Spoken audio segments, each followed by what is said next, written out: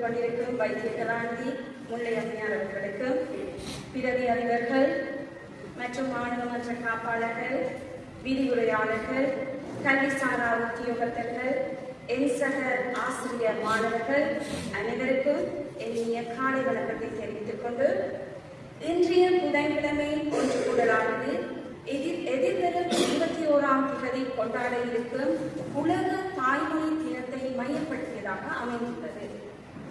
அந்த வகையில் உலக தாய்மொழி தினம் உருவாகிய வரலாறையும், எமது தாய்மொழியான தமிழ் மொழிக்கு நாம் ஆற்ற வேண்டிய கடமைகளையும் உங்களுக்கு சிலவற்றை உணர்த்தி உங்களிடமிருந்து விடைபெறலாம் என்று நினைக்கிறேன்.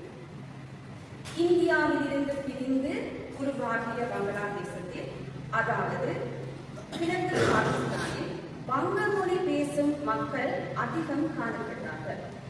ஆனால் உருது மொழி மட்டுமே தேசிய மொழியாக இருந்தது.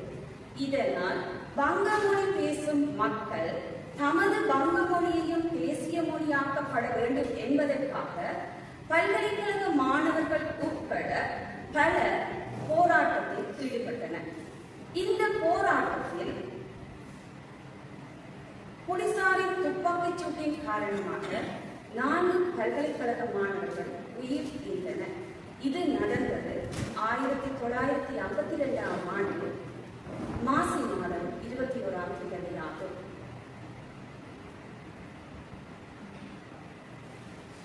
இதனைத் தொடர்ந்து வங்க மொழி 1956ஆம் ஆண்டு தேசிய மொழியாக அறிமுகப்படுத்தப்பட்டது.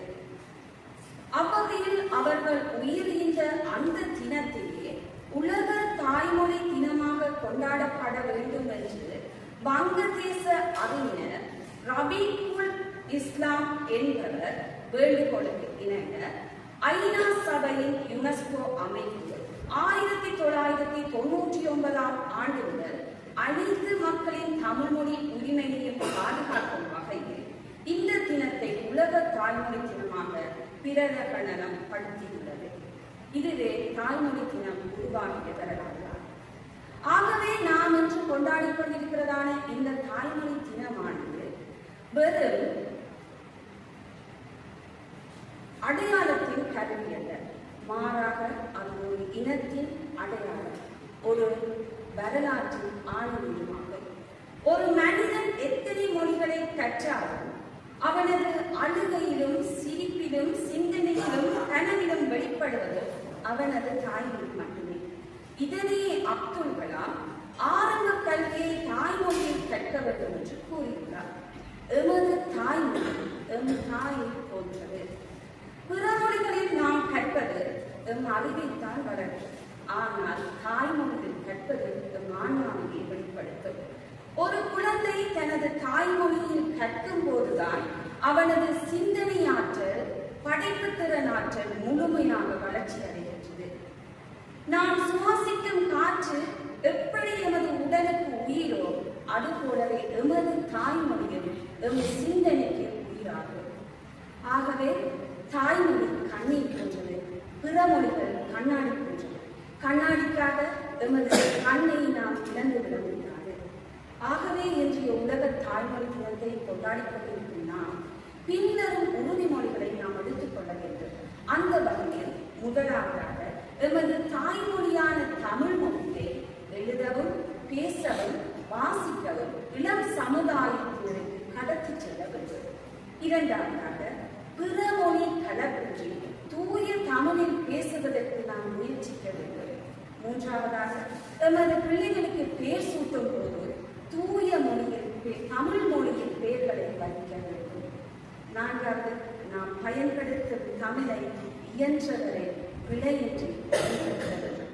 இறுதியாக எமது தாய்மொழியை நான் நேசிப்பது போன்று எமது பிற தாய்மொழிகளையும் நேசிக்கவும் பாதுகாக்கவும் வேண்டும் என்று கூறிக்கொண்டு, உலகில் ஆயிரக்கணக்கான மொழிகள் அழிந்து வரும் நிலையில் நாம் மொழியை பேசவும் எழுதவும் அடுத்த தலைமுறையினருக்கு கொண்டு சேர்ப்பதுமே நாம் தாய்மொழியாகிய தமிழ் மொழியை செலுத்தும் அதிசிறந்த மரியாதையாகும் என்று கூறிக்கொண்டு மொழிகள் பல கற்கலாம், ஆனால் இதயத்தோடு பேசும் மொழி ஒன்று தாய்மொழி என்றே கூறிக்கொண்டு உங்களிடமிருந்து விடைபெறுகிறேன். நன்றி, வணக்கம்.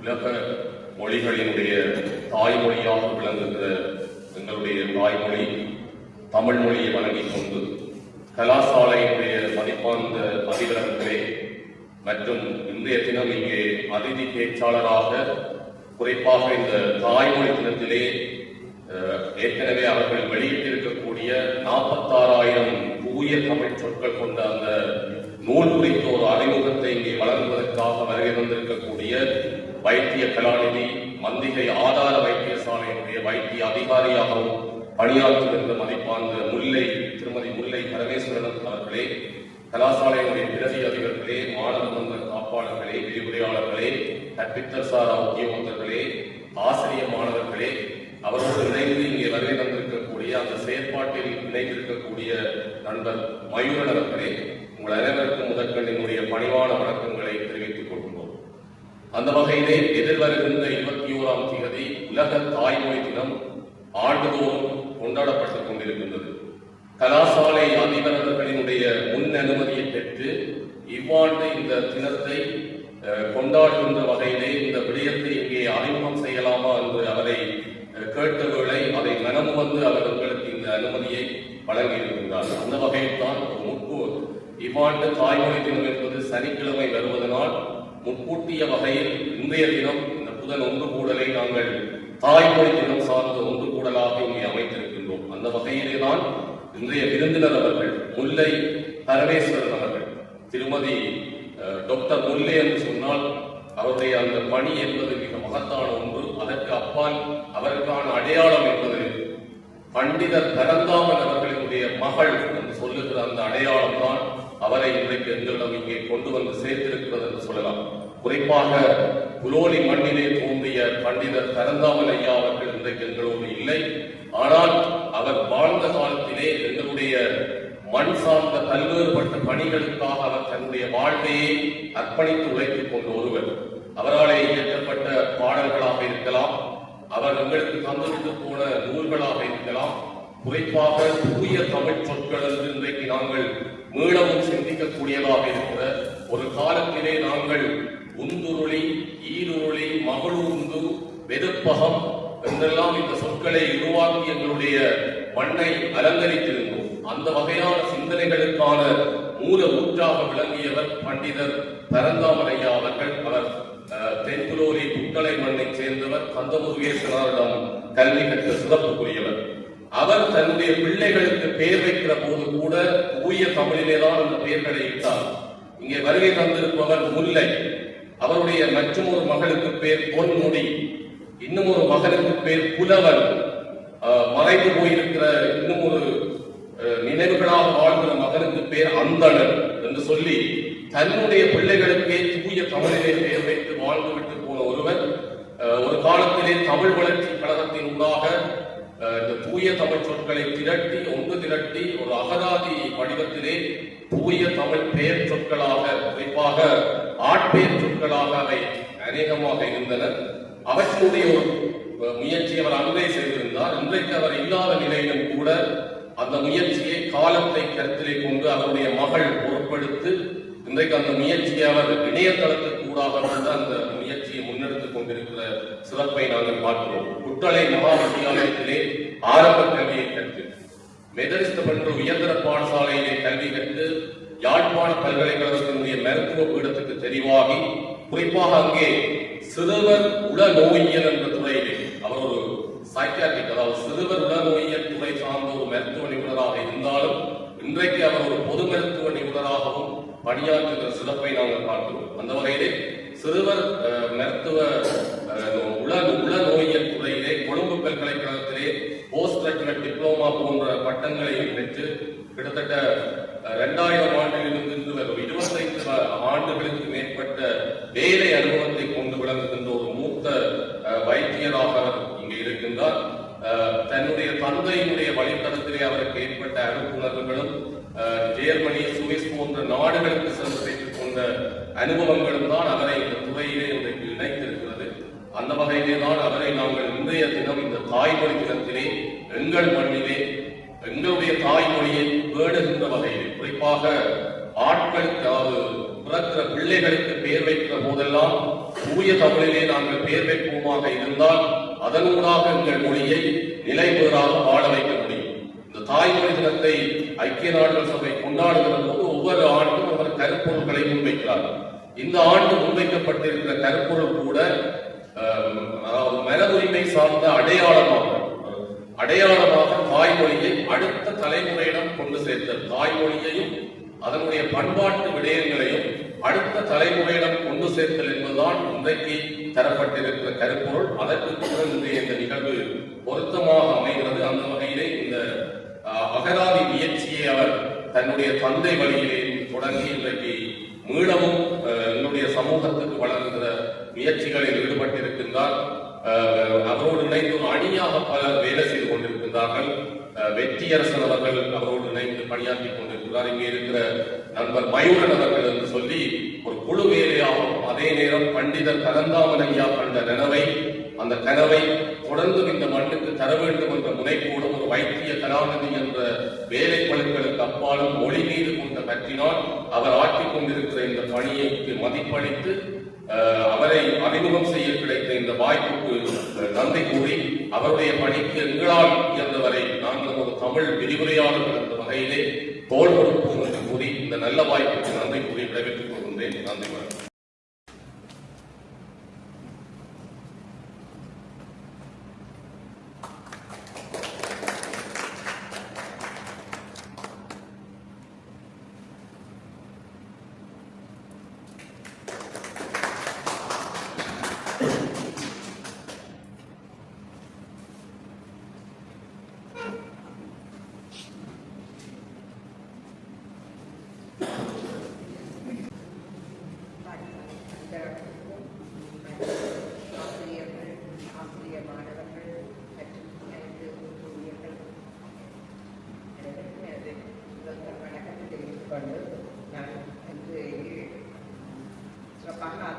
அழைக்கப்பட்டதை பெருமை அடைப்பேன் நினைத்தால் இது என்னுடைய தந்தையாருக்குரிய கௌரவம்.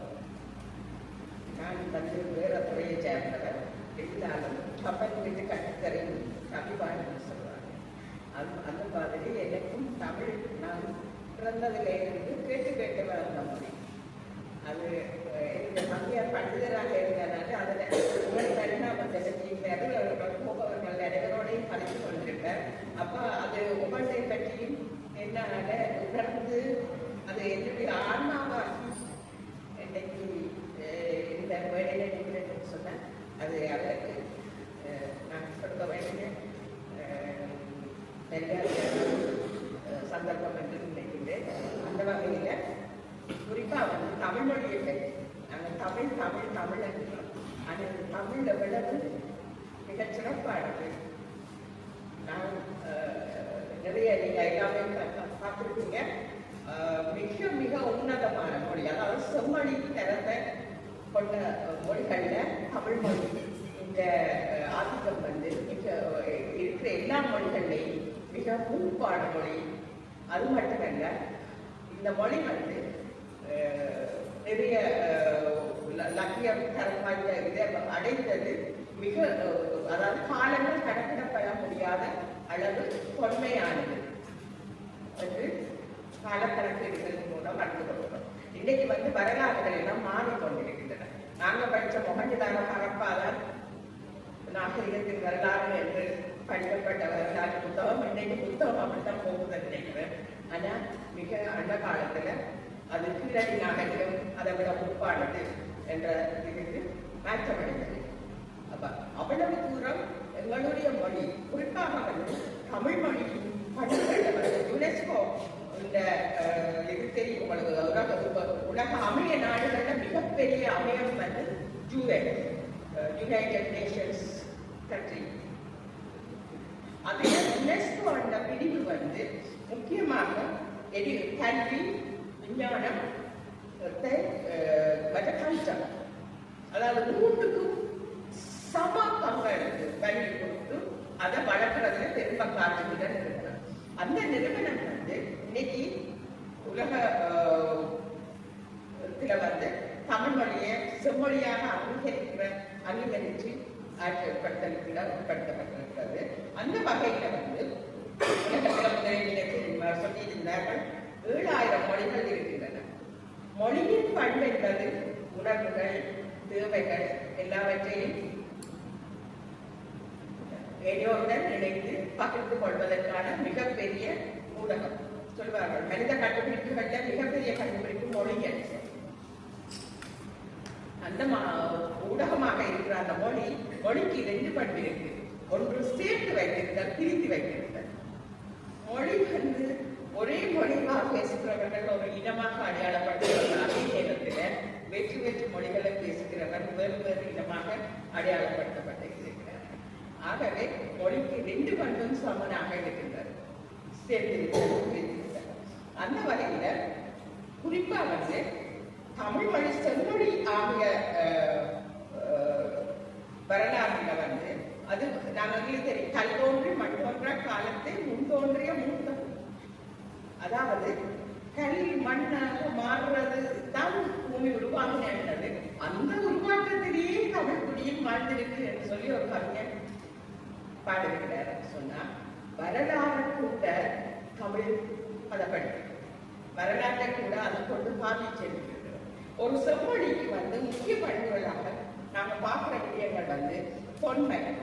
அதுக்கு நாங்க இது கற்றுக்கொண்டு போனோம்னு சொன்னா வந்ததுன்னு சொல்லி நாங்க இப்போ விஞ்ஞான ரீதியான ஆய்வுகள் இருக்கு. முந்தினதை விட வாய்மொழியாக வந்த விடயங்கள் இன்று விஞ்ஞான ரீதியாக ஆதாரங்களோட முன்னில புதுப்பிக்கப்பட்டு கொண்டிருக்கிறது. அப்படியான சந்தர்ப்பத்தில் கூட தொன்மை என்பதுல இன்னைக்கும் செம்மொழிகள்ல முதல் மொழியாக தமிழ் மொழி பார்க்கப்படுகிறது. ஏனென்றால் எங்களுக்கு கிடைத்த ஆதாரங்களை ஆகக்கூடிய பரிமாண ஆதாரங்களை கொண்ட காலத்தில் பயன்படுத்தப்பட்ட அதே சொற்கள் இன்று வரை தமிழில் வாழ்ந்து கொண்டது. ஆகவே இது வந்து ஒரு தொன்மையான மொழியாய். அடுத்தது தனித்தியங்கும் தன்மை.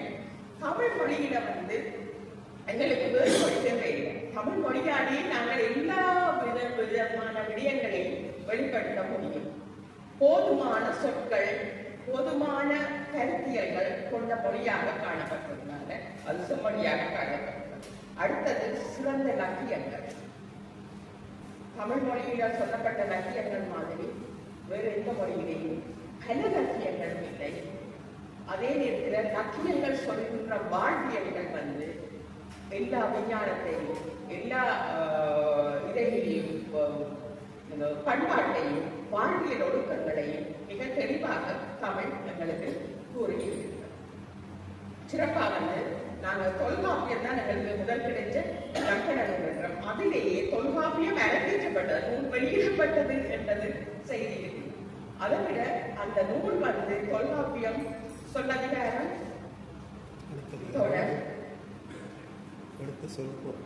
எழுத்து சொல் பொருள் எழுத்த பெற்று சொல்லப்படுது, சொல்ல பெற்று சொல்லப்படுது. இதுகள் உணர்ச்சி, இதுகள் லக்கணங்களை சொல்றாங்க. அதே நேரத்தில் அதோட பொருளாதாரம் வாழ்வியலை ஒழுங்குபடுத்த தொல்காப்பியமே ஒரு ஆய்வு நூலாக கருதப்பட்டது. ஏனென்றால் அவர் வந்து சொல்லியிருக்கிற பல சந்தர்ப்பங்கள்ல முன் சொன்னார் மதன் என்று சொல்லுகின்றனர். அப்ப அவருக்கு முன்னுக்கு மொழி ஒரு நாள்ல வளர்ந்து அழகு வர்றதில்லை, குழந்தை மாதிரி தான் அழகு. அப்ப அவருடைய காலத்திலேயே தொல்காப்பியம் என்பது பொது காலம், அதாவது கிறிஸ்து அழிந்த காலம் என்று கருதப்படுகிறது. அது முன்னாடி ஒரு நூற்றாண்டுகள் வரை முந்தியதாக இருக்கலாம் என்று எதிர்பார்க்கப்படுகிறது. அவர் சொல்ற காலத்திலேயே அது ஒரு ஆய்வு நூலாக, ஒரு அரங்கேறு ஏற்றப்பட்ட ஒரு நூலாக பார்க்கப்படுகின்றார். அவருக்கு முதல் அது செம்மப்படுவதற்கு எவ்வளவோ காலம் அது தடம் பதித்து வந்திருக்கிறார். ஆகவே அந்த தொல்காப்பியம் வந்து எங்களுக்கு மிக தொன்மையான மொழியில கிடைச்ச நூல்ல ஒன்று. அந்த அளவு தொன்மையாக இந்த மொழியில இருந்தும் நூல்கள் கிடைக்கப்பெறவில்லை. மற்ற நூல்கள் எல்லாம் வந்து நாங்கள் பார்த்தோம்னு சொன்னா காலப்பகுதி மற்ற மொழிகள்ல சொல்லக்கூடியது. அடுத்தது தாய்மை பண்பு மொழி. செம்மொழியில தாய்மொழி இருந்தது. அந்த மொழி தன மொழிகளை ஈற்றிருக்க வேண்டும். தமிழில் இருந்து நிறைய திராவிட குடும்ப மொழிகள் எல்லாம் அநேகமாக எதிர்பார்க்கப்படுகிற இந்த தமிழ் தான் தாய்மொழி. உதாரணத்துக்கு மலையாளம் என்று சொல்லப்படுகிற மொழி, அது எங்களுக்கு சேர நாட்டினுடைய தமிழ் மொழி மாற்றமடைந்தது சமஸ்கிருதத்தோட. அதுக்கு ஒரு குறிப்பிட்ட காலப்பகுதி அதை இருக்கிறது தமிழ். தெலுங்கு மொழி திராவிட குடும்ப மொழிகள்ல பல மொழிகளுக்கு மூல மொழியாக காணப்பட்டது தமிழ் மொழி. இதுதான் தாய்மைப்படுவது, அதாவது மொழிக்கு தாய்மைப்படுத்தி இருக்கிற எல்லாம் மொழி மாற்றம் அடையும் என்பதை தெளிவாக கூறுவதற்காக தான் இந்த கருப்பொருள் உருவாக்கப்பட்டிருக்கு செம்மொழிக்கு. அடுத்தது பிலோசபிகள், அதாவது முக்காலத்துக்கு பொருத்தமான பொருள்களை வெளிப்படுத்தக்கூடிய திறமை இருக்க வேண்டும் செம்மொழி. பிலோசபி எங்களுக்கு தத்துவம் என்றது 3 காலங்களுக்கு பொதுவானது. நாங்கள் ஆய்வில் ஒரு முடிவு எடுத்தோம் என்று சொன்னா ஆய்வு சூழலோட கொண்டு பார்க்கிற பொழுது அது அந்த காலங்கள் எந்த காலத்திலையும் அது பொருத்தமானதாக அமைகிற முடிவுகள் தான் நாங்கள் தத்துவம் சொல்லி சொல்லுவோம். நான் நினைக்கிறேன் நீங்க எல்லாரும் அதுல செய்திருப்பீங்க, உங்களுக்கு இதை விட கூட தெரியும் அந்த டீச்சர்ஸுக்கு. பட் அதை பொதுவாக இந்த கருத்துகள் கொள்ளப்படுகிறது. தத்துவம் அதாவது தமிழ்ல சொல்லப்பட்ட நீங்க எந்த காலத்து பொருள் இதை எடுத்தாலும் அது இந்த காலத்துக்கு அது பொருள். அந்த வகையான சிறப்பான சொல் வாழ்க்கை பொருளியலை வெளிப்படுத்துகின்ற மொழியாக காணும். அடுத்தது எந்த மொழியில காரண காரிய தொடர் தமிழில் இருப்பது மாதிரி வேறு எதுவுமே இல்லை. வேற எந்த மொழி காட்சிக்கு நாங்க மெதுவாக வீசினா தென்று, சுழன்று வீசினா உயர், வடக்கே இருந்து வீசினா வாட, இப்படி நாங்க பலப்பட்ட பண்போடு மொழியை பயன்படுத்துறது. அதுதான் செம்மொழியாக தமிழ் அல்லது இந்த மற்ற மொழிகள்ல காணப்பட்டால் நீங்க நான் ஆங்கிலத்துல கூட சொல்றாங்க ரீசன் அப்படி பாதிக்கப்பட்டிருந்தாலும் தமிழ் மொழிக்கு அது ஒரு பெரிய பரப்பளவை கொண்டது. காரண காரிய தொடர்புகளோட காணப்படுகிற பொழுதும் அது சொல்பழத்தாலையும் பெற்றாத பண்பை கொண்டதாக காணப்படும். அடுத்தது சிறந்த லக்கணங்கள் லக்கியங்களை வளமான சொற்களையும் காமித்திருப்பதோட தமிழ் செம்மொழி பண்புல முக்கியமான காரணங்கள்ல உருவாக்கப்பட்டது. இன்னைக்கு தமிழை பொறுத்தவரையில செம்மொழிகளை எல்லாம் கழிச்சிட்டேன். நான் தமிழை பற்றி கூட கலைப்படலாம் யோசிச்சேன். தமிழை பொறுத்தவரையில இன்னைக்கு உலகளாக 10 கோடி மக்களுக்கு மேல நாங்க அதை பேசிக்கொண்டிருக்கிறோம். அதிலும் 154 நாடுகள் இன்னைக்கு UN நாங்க எடுத்தோம்னு சொன்னா அதுல கண்ணளவாக 200 நாடுகள் தான் அதுல உறுப்புரிமை நாடுகள். அதுல 154 நாடுகளில் தமிழ் பயன்படுத்தப்பட்டு வருகிறது. அதுல தமிழ் பயன்படுத்தப்பட்ட வேற வேற குடும்பங்கள் சின்ன சின்ன மாற்றங்களும் அவர்களுடைய அயல்மொழி தரப்புகளால் ஏற்பட்ட ஒரு செயல்பாடுகளையும் வாழ்ந்து கொண்டிருக்கிறது. ஆனால் தமிழாக வாழ்கின்றது இன்றைக்கு எங்களோட இலங்கையிலேயும் மதுரை தான் தங்களுக்கு தெரியும். நீண்ட காலம் தமிழ்ச்சங்கம் வாழ்ந்த இடம் மதுரையிலேயும் தமிழ்நாட்டிலே எங்கே அது ஒரு ஊற்றெடுக்கிறதோ அந்த இடத்துல அது தொடர்ச்சியாக சிறப்பாக இலங்கையிலே தமிழ் எப்படி என்னென்ன சொல்றாங்க. இலங்கை லெமூரியா கண்டம் குமரி கண்டம் தாண்டது ஒரு விண்கல் நட்சத்திரம் கொண்டு மோதிய பிரதேசத்தால அதை தாண்டு சில குண்டுகள் மேலே இருந்த பொழுது அதுல மேலெழும்பிய துண்டுகள்ல இலங்கை துண்டுல கடவுள் மற்றும் காண்டம் உச்சப்பகுதி தமிழ்நாட்டுல எச்சங்கள் இருக்கிற பிரதேசங்களே தமிழ் இன்றைக்கு கடம்பது. நாங்க தமிழை தேடினா அதோட உருவாக்கம் இங்கதான் இருக்கு. நாங்கள் இன்று வரை அது குறிப்பாக யாழ்ப்பாண தமிழர்கள் பாதிக்கிற தமிழ் சொற்கள்ல பல லக்கிய காலத்துக்கு உட்பட்ட சொற்கள் கம்பராமாயணம் துணித்தல் அப்படி நிறைய சொற்கள் இருக்கு. இன்னைக்கு நாங்கள் அதை சாதாரணமாக மிக மொழியில இயல்பாக பயன்படுத்திக் கொண்டிருக்கிறோம். ஆகவே எங்களுக்கு எவ்வளவு தூரம் தூரம் வளர்ந்த ஒரு மொழி இன்னைக்கு மிக அன்ன காலங்களில் தொழில்நுட்ப வளர்ச்சியில் நாங்கள் வந்து மிக எங்களுடைய கல்வி திட்டங்களை கல்வி முறைகளும் வந்து நாங்கள் ஆங்கிலேய கல்வி உட்பட்டு கொண்டு போகிறதால எங்களுடைய அடையாளங்களை இழந்து எங்களுடைய மொழியின் ஆற்றல் எங்களை கைவிட்டு நாங்கள் வந்து ஒரு சிதைவடைகிற நிலையில காண வாழ்ந்து கொண்டிருக்கிறோம். நாங்கள் எங்களுடைய அடுத்த தலைமுறைக்கு தமிழாக கடத்தி கொள்வது மாத்திரமில்லை, தமிழை நாங்கள் முறையாக நாங்கள் தொல்காப்பியம் கலைப்போம். அந்த தொல்காப்பியத்தை பற்றி தெரிஞ்சது 10-15 நான் அதில் ஆழமான அந்த நாங்கள் சில புத்தகத்தையும் பார்த்துக்க மாட்டோம். ஆனா அதுல சொல்லப்பட்ட நிறைய விடயங்கள் எங்களுடைய வாழ்வியல் நாளான வாழ்வியலை சமப்படுத்துறதுக்காக முன்னரே சொல்லப்பட்டிருந்தது. நாங்க அதை பற்றி நடந்து கொண்டிருந்தாலே எங்களுடைய வாழ்க்கை வந்து மிகச்சிறப்பாக அந்த மாதிரியான ஒரு சூழ்நிலையில நாங்கள் இன்னைக்கு தமிழ் மொழி இலக்கு அதாவது உருவாகிய இடத்திலேயே சிதைவடைகிற ஒரு நிலைக்கு போய்கொண்டிருக்கிறோம். ஆகவே நாங்கள் திரும்பவும் எங்களோட மொழியை அழகாக அடுத்தடுத்த தலைமுறைகளுக்கு கடத்த வேண்டும் என்றதுல முக்கிய கருத்து கொண்டிருக்க வேண்டும். அந்த வகையில இந்த குறிப்பாக வந்து எங்களோட அப்பா சொல்லுறாரு, அப்பாட நான் நினைக்கிற பேர் யாரும் சொன்னது எனக்கு தெரியாது, ஆளாத மொழி வாழாத மொழி. ஆளாத மொழி என்று சொன்னா குறிப்பா மொழி கையாளப்பட வேண்டும். அது பழக்க கையாள பயன்படுத்தத்தான் அது வாழ்ந்து கொண்டிருக்கும், சிறப்பட வேண்டும். அதே போல மொழிக்கு ஆட்சி வரும், ஆட்சி மொழியாக மொழி இருக்கும். அந்த நேரம் தான் அதுக்கு கவர் இருக்கும், கரவண தன்மை இருக்கும். அதை கம்பல் அதாவது நாங்கள் இறுக்கமாக அதை நாங்கள் செயல்படுத்தக்கூடியது. அந்த ரெட்டை அர்த்தத்துல தான் சொல்வார் ஆளாத மொழி வாழாது, ஆளாத மொழி சொல்லி அமைந்த கவலைகள் ஒன்றாக காணப்பட்டது. இந்த மொழிக்கு வந்து சரியான அங்கீகாரம் உலகளாவிய ரீதியாக கிடைக்கணும். இந்த மொழி இல்லாத பரவ வேண்டும்.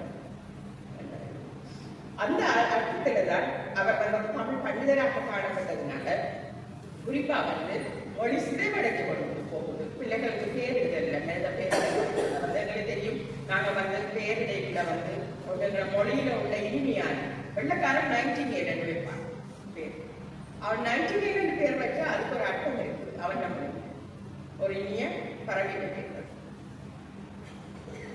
அதே போல நாங்கள் என்ன செய்யறோம் என்றால் எழுத்து கூட்டுறது அர்த்தமில்லாத எழுத்து கூட்டங்களால தான் பேர் வைக்கிறோம். இன்னைக்கு வந்து ஷாஷி என்னத்திற்கு பேர் வைக்கிறோம்னே எனக்கு என்ன தெரிகிறது இல்லை. நான் வந்து இந்த துறையில வேலை செய்யறேன், நான் பேர்கள் இஷ்டப்படுறேன்னா பார்த்து கொண்டு போகல. அந்த மொழி வந்து படிச்ச சமூகத்தில் இல்லை, படிக்காதவர்கள் மட்டும் இல்லை, படித்தவர்கள் கூட தங்களோட பிள்ளைகள் படித்தவர்கள் என்று அடையாளப்படுத்தப்படுகிறவர்கள் கூட தங்களுடைய பிள்ளைகளுக்கு வந்து வேறு இதழில் வந்து சரியான கவனம் செலுத்துதல்ல குறைவாக காட்டுகிறது. அப்ப அதுக்கு பிறகு நான் இது ஒரு கூட்டு முயற்சி. இது வந்து முன்னரே அவங்களோட தந்தையார் வந்து அவருக்கு பிள்ளை ஒரு 40 மாணவர்கள் வச்சு மிக முன்னுலக்கிய புத்தகங்கள் கிடைத்த இதுகள் எல்லாத்திலையும் ஆராய்ஞ்சு இந்த பெயர் தொகுப்புகளை உருவாக்கி இருந்தவர். அவர் எனக்கு இன்னொரு அப்பாடால அவர் வாழ்க்கையில விட்டு சென்ற ஒரு பணியில வந்து மிக சிறப்பாக செயல்பட்டுக்கான அடையாளம் அந்த 40 மாணவர்களை நான் வேறு வேறு சந்தர்ப்பங்களை சந்திக்கக்கூடிய வாய்ப்பு இருந்தது. அவர்களிடம் தமிழ் புலம் அவ்வளவு சிறப்பாக காணப்பட்டது. தமிழை பயன்படுத்தின விதம், சொல்லாட்சி,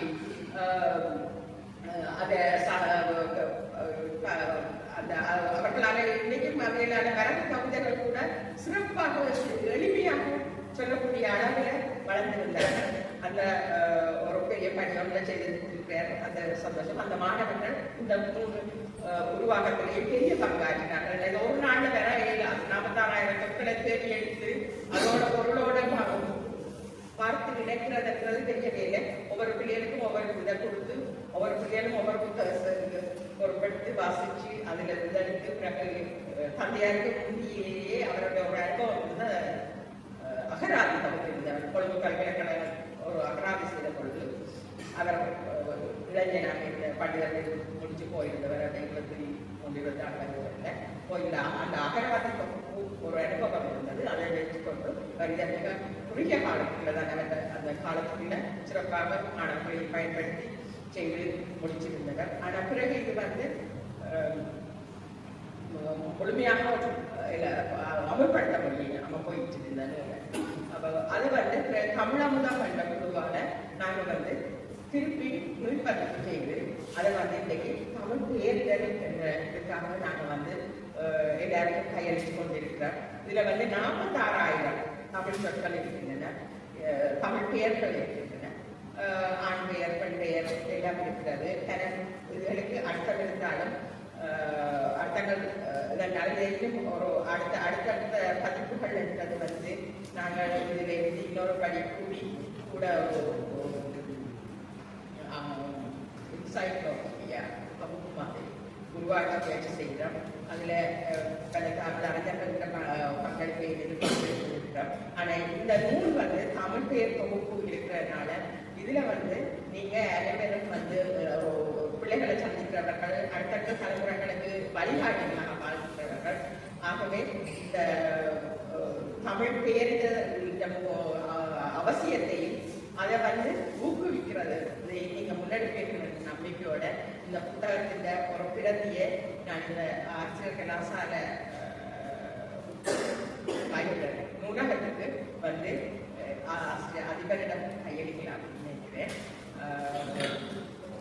இந்த புத்தகம் வந்து வேண்டதற்ற தொடர்பு கொண்டா கிடைக்கக்கூடிய மாதிரி நாங்கள் வழிமுறைப்படுத்துவோம். நாங்கள் வந்து 1000 ரூபாய் தான் இதுக்கு எடுக்கிறோம். இதில் வந்து என்னென்னா பிரிண்டிங், அதாவது எல்லாருக்குமே சேர்க்கிறோம் அல்லது மையமாக கொண்டு அடிச்ச விலை ஒரு சின்ன முதலீட்டை வச்சுக்கொண்டு அதை ரோல் பண்ணி அடிச்சு கொடுத்து கொண்டிருக்கிறோம். என்னென்னா எனக்கு என்னோட முக்கியமான நோக்கம் வந்து அது எல்லாரையும் அணுகக்கூடியதாக இருக்கு, எல்லாருக்கும் அடையக்கூடியதாக இருக்க வேண்டும் என்ற இதில் அந்த வகையில் வந்து நான் இந்த புத்தகத்தை வந்து நீங்கள் பெற்றுக்கொள்ளலாம். பெற்றுக்கொண்டு இந்த மூலம் சார்ந்தவர்கள் அவர்களுடைய குழந்தைகளுக்கு பேரிடும் பொழுதோ இதை வந்து கொஞ்சம் ஊக்கப்படுத்தி எங்களுடைய மொழி என்பது மொழியில வந்து நாங்கள் பெயர் தான் முதல் அடையாளமாக பார்க்குறோம். ஒரு ஆள் யாருன்னு கேட்டேன், பேரை கேட்டுட்டு சொல்லுவோம், கிறிஸ்டியனா, ஹிந்துவா, முஸ்லீமா, அல்லது ஒரு தமிழனா, அல்லது ஒரு சிங்களனா என்ற எது ஒரு விடயத்துக்கும் அடையாளம் என்பது மொழி. இந்த பெயர் என்பதனுடைய அடையாளம். ஆகவே நாங்கள் எங்களோட மொழியை பாதுகாக்கிறதுல முதல் படியாக இந்த பேரிடரில் வந்து தூய தமிழ் பேரிடல் என்ற இதுக்கு அமைய நீங்க இதை புறப்படுப்பீர்கள் என்ற நம்பிக்கையோட அதுக்கும் அதாவது மொழிக்கு எனக்கும் இந்த சின்ன தொடர்பை பயன்படுத்தி உங்களும் இன்றைக்கு வந்து இந்த உரையாற்றி எனக்கு வாய்ப்பளித்த அனைவருக்கு நன்றி தந்து இந்த புத்தகத்தை அதிபர்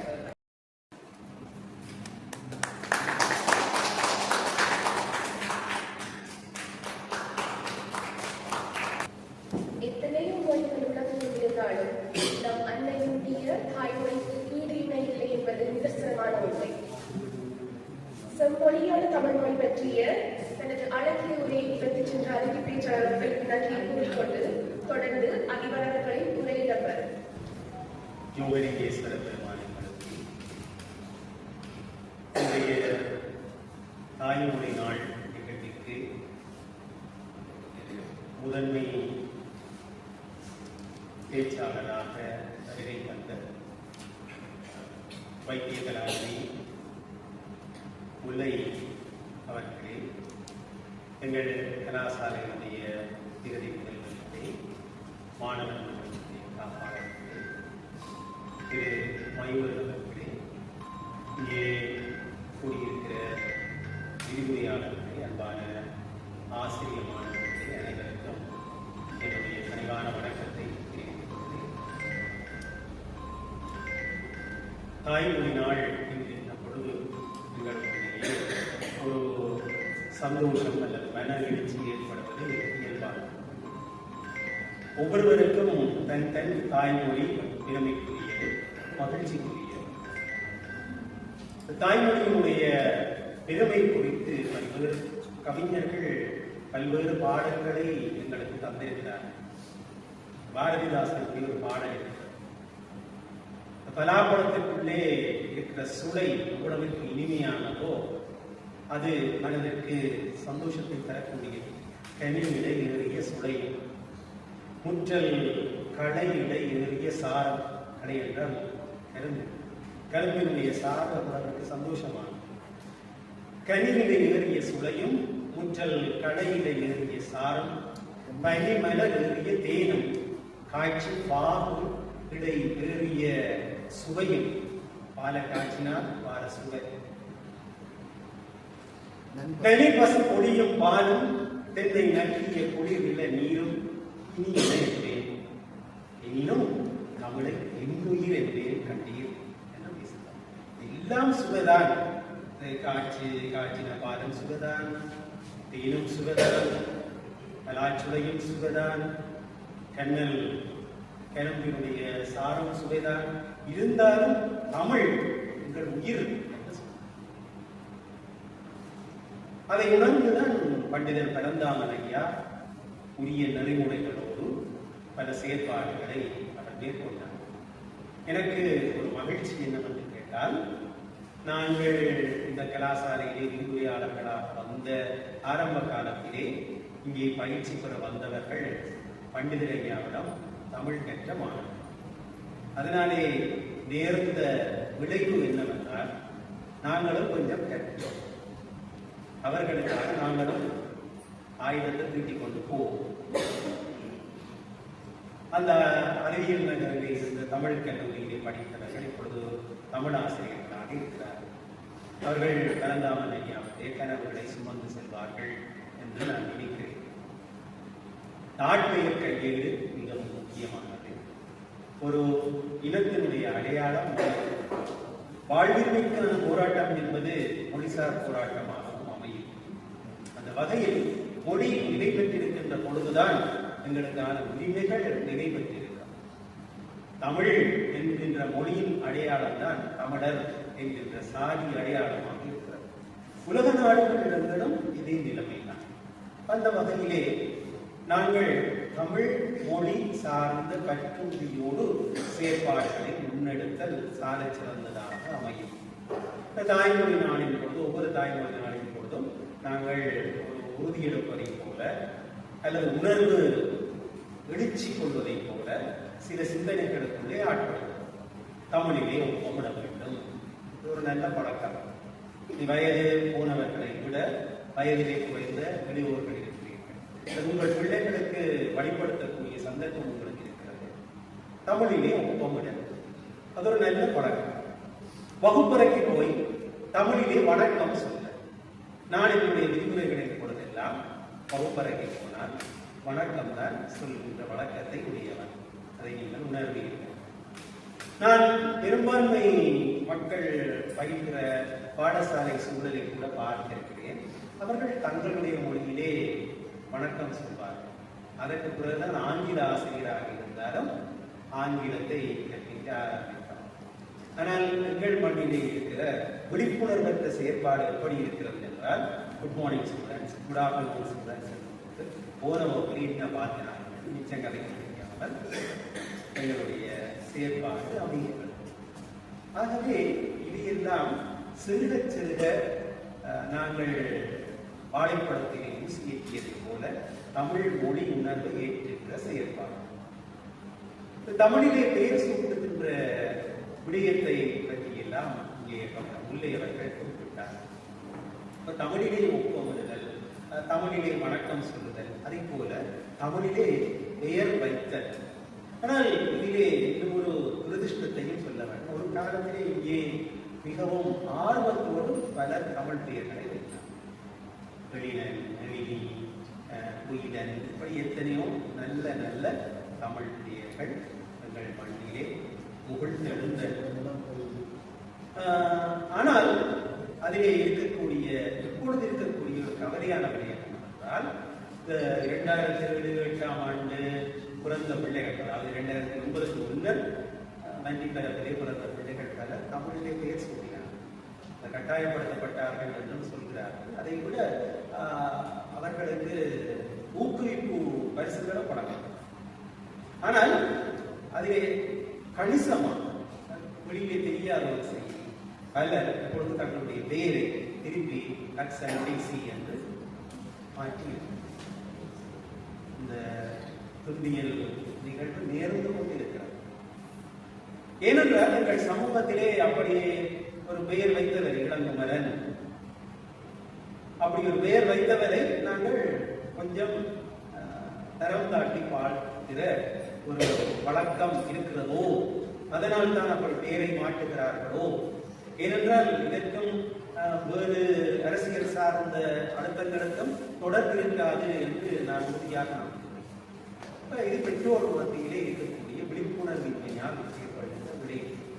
எனவே இந்த விடயத்திற்கு ஒரு பரிகாரமாக இப்பொழுது பெயர் வைப்பதற்கு யாராவது கற்கண்டு கொடுத்துவிட்டு அல்லது சாக்லேட் கொடுத்துவிட்டு அடுத்து கேட்பார்கள், கொஞ்சம் பேர் எழுதிட்டார். பொதுவாக கற்கண்டு இருந்ததற்கு நாங்கள் செய்கிற கைமாறாக ஒரு 10-15 பேர் அதில் தூக்கம். அப்ப பேர் வைக்கிறது என்றால் ஒவ்வொரு காலத்தில் எனக்கும் என்னுடைய தந்தையுடைய பேர் சந்திர மௌலீசன், அது ஒரு நல்ல தமிழ் பெயர். அதிலே அவர் கொஞ்சத்தை வெட்டி எடுத்து நட்சத்திரத்தில் குருத்தி லரீசனுக்கு பெயர் வைத்தார். ஒரு காலத்திலே பெயர் வைத்தவர்கள் அந்த பெயரை சொன்னால் நட்சத்திரம் சொல்லலாம். ஆனால் இப்பொழுது அப்படி வைப்பது குறைவு. இப்பொழுது நம்பர் சாஸ்திரம் பார்க்கிறார்கள், அதிலும் பல நிபந்தனைகளை எதிர்பார்க்கிறார்கள்.